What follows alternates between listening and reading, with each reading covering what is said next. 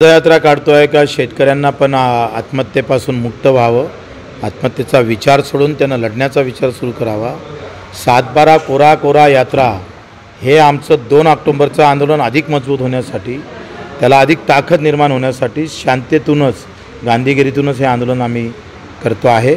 5 जुलैला माझा जन्मदिवस पण आहे आणि त्याच दिवशी डॉक्टर पंजाबराव देशमुख, देशातले पहिले कृषी मंत्री, त्यांच्या गावातून ही यात्रा पहिल्या शेतकरी आत्महत्याच्या गावापर्यंत जाणार आहे आणि या यात्रेमध्ये आम्ही संवाद, संवेदना आणि एकंदरीत या सरकारला जाग आलं पाहिजे, त्यांनी ह्या कर्जमाफीच्या सह इतर मुद्दे विसरू नये यासाठी हे पदयात्रेचं आंदोलन आम्ही करतो आहे।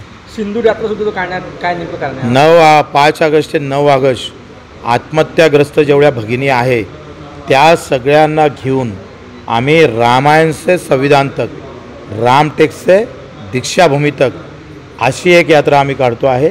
तिथं सरकारला 9 ऑगस्टला रक्षाबंधन आहे आणि तो क्रांतीचा दिवस आहे, एक नवीन क्रांतीचं पाऊल आणि रक्षाबंधनाच्या माध्यमातून जर सरकार आला, प्रतिनिधी आलं तर त्याच्या हाताले, नाही आलं तर मोदीजीच्या आणि देवेंद्रजीच्या पोस्टरला आम्ही राखी बांधून त्यांना पुन्हा आवाहन करणार आहोत। 3.5 लाख शेतकऱ्याचे कुक्कू पुसले तुम्ही, आता एकही कुक्कू पुसणार नाही असे या लाडक्या बहिणीला तुम्ही शब्द द्यावं। त्या दिवशी पुन्हा आपण सांगावं का हो, मी एका शेतकऱ्याची आत्महत्या होऊ देणार नाही।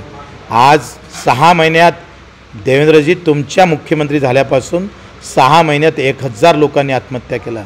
उत्तर पाहिजे आम्हाला, ते योग्य वेळ तुम्ही कधी आणता, कोणाला विचारता, म्हणजे कुठल्या ज्योतिष्याला विचारून तुम्ही ते योग्य वेळ ठरवता, हे आम्ही त्याच्यासाठी हे पदयात्रेचं आयोजन आहे आणि लोकसहभाग आणि लोकांचा संवाद असं एकंदरीत वाढण्यासाठी हे आंदोलन जातीपाती धर्माच्या पलीकडे कष्टकरी समाजाचं आंदोलन अधिक मजबूत व्हायसाठी हे पदयात्रा काढतो आहे। तुमच्या अध्यक्षपदाच्या अपात्र अशाच वेगवान घडामोडी पाहण्यासाठी आमच्या चॅनलला लाईक व सबस्क्राईब करायला विसरू नका।